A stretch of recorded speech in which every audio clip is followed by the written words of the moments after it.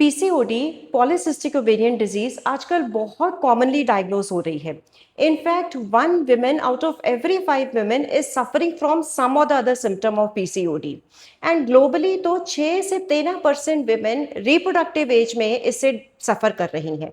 तो आज जानते हैं कि पीसीओडी है क्या, इसके सिम्टम्स क्या हैं, इसको डायग्नोज कैसे करते हैं एंड इसका अर्ली मैनेजमेंट क्या है। पीसीओडी क्या है? पीसीओडी एक ऐसी कंडीशन है जिसमें ओवरीज में एग्स नहीं बन पाते, वो मेच्योर नहीं हो पाते, या तो बिल्कुल इमेच्योर हो रहेंगे या पार्शली मेच्योर होके वहीं रुक जाते हैं। तो ओवरीज में सिस्ट बन जाती है। जब हम सोनोग्राफी कराते हैं तो ओवरी थोड़ी सी एनलार्ज भी दिख सकती है, यानी कि उसका साइज बड़ा हो सकता है और उसमें बहुत सारे cyst which is fluid filled cavities, बहुत सारे सिस्ट हमको दिखते हैं। इसीलिए हम इसको पॉलीसिस्टिक ओवेरियन डिजीज कहते हैं। इसके सिम्टम्स क्या है? Number 1 is weight gain. Sudden weight gain specially around the belly fat area हो सकता है।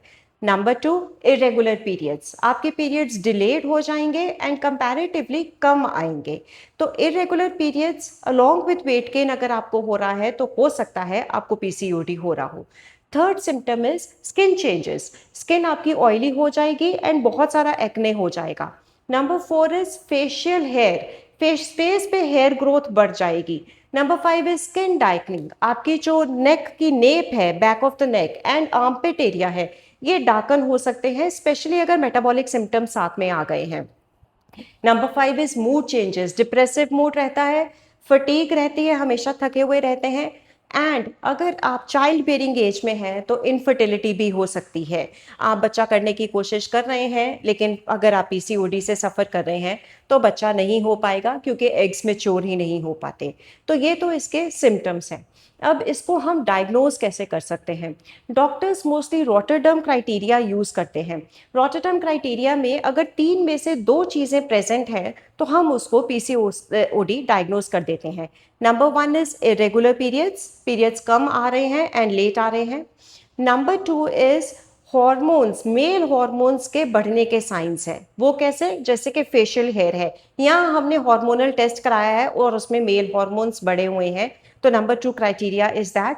एंड नंबर 3 इज सोनोग्राफी में पॉलीसिस्टिक ओवरीज दिखना। सिस्ट ओवरीज एनलार्ज्ड है और उसमें सिस्ट है, तो ये नंबर 3 क्राइटेरिया है। अब तीनों में से अगर 2 चीज़ें भी प्रेजेंट है तो हम पेशेंट को पीसीओएस डायग्नोज कर देते हैं। पीसीओडी और पीसीओएस क्या एक ही बात है? जब कंडीशन सिर्फ ओवरीज तक लिमिटेड रहती है एंड हार्मोनल डिसबैलेंस बहुत ज़्यादा नहीं होता है तो हम उसको पीसीओडी बोलते हैं, मतलब पॉलीसिस्टिक ओवेरियन डिजीज। लेकिन जब मेटाबॉलिक सिम्टम्स साथ में आ जाते हैं, जैसे कि इंसुलिन रेजिस्टेंस बढ़ गई है, रिस्क ऑफ डायबिटीज़ बढ़ गया है, तो हम उसको पीसीओएस पॉलीसिस्टिक ओवेरियन सिंड्रोम कहते हैं।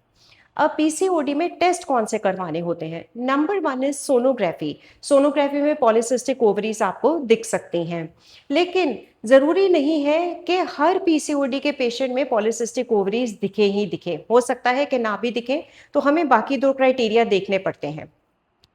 नंबर 2 इज ब्लड टेस्ट, जिसमें कि आप उसकी आयरन टेस्ट करवाएंगे क्योंकि मोस्टली पीसीओडी के पेशेंट्स में आयरन डेफिशिएंसी देखी जाती है। Number 3 is blood sugar, fasting blood sugar, fasting insulin and HbA1c, जिससे कि आपको रिस्क ऑफ डायबिटीज पता लगता है। अगर आप प्री डायबिटिक हैं या आपको रिस्क है तो ये आपको पता लग जाएगा HbA1c करवाने से। Number 4 is hormonal test, female hormones, FSH, LH, oestrogen, prolactin. Number then male hormones, male hormone में मेल एंड्रोजन्स, टेस्टोस्टेरोन टेस्ट करवाते हैं। इसके साथ साथ थायराइड प्रोफाइल भी ज़रूर कराते हैं। देन लिपिड प्रोफाइल, क्योंकि वेट गेन हो रहा है, लिपिड प्रोफाइल का आपको टेस्ट करवा लेना चाहिए। एंड मोस्ट इंपॉर्टेंट, मतलब very important is vitamin D and vitamin B12, क्योंकि मोस्टली देखा गया है कि पीसीओडी के पेशेंट्स में vitamin D and vitamin B12 deficiency is also there. Specially अगर विटामिन डी डेफिशिएंट है तो पीसीओडी को मैनेज करना ज़्यादा डिफिकल्ट हो जाता है। तो ये 2 टेस्ट भी साथ में करवाने होते हैं। अब इसको मैनेज कैसे कर सकते हैं? अगर पीसीओडी अर्ली डायग्नोज हो गया है तो बहुत इजीली मैनेजेबल है। Number 1 is lifestyle changes. आपको वेट रिड्यूस करना पड़ेगा।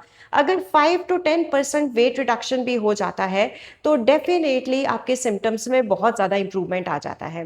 वेट रिडक्शन के लिए आपको शुगर बिल्कुल बंद कर देनी है, कार्बोहाइड्रेट्स बिल्कुल कम कर देने हैं, प्रोटीन्स अपनी डाइट में आपको काफ़ी इंक्रीज़ कर देने हैं, प्रोटीन और फाइबर रिच डाइट आपको लेनी है। एक्सरसाइज बहुत इंपॉर्टेंट है, स्पेशली पीसीओडी के पेशेंट्स में स्ट्रेंथ ट्रेनिंग का बहुत ज़्यादा रोल है। वाटर इनटेक बहुत इंपॉर्टेंट है हार्मोनल बैलेंस के लिए, एंड साथ में इंपॉर्टेंट है स्लीप। तो अगर आपको स्लीप डिस्टर्बेंसेस हैं, आपका मेलाटोनिन हार्मोन डिस्टर्ब्ड है, आपका कॉर्टिसोल डिस्टर्ब्ड है, एंड वो आपके फीमेल हार्मोन्स को डेफिनेटली डिस्टर्ब करेगा।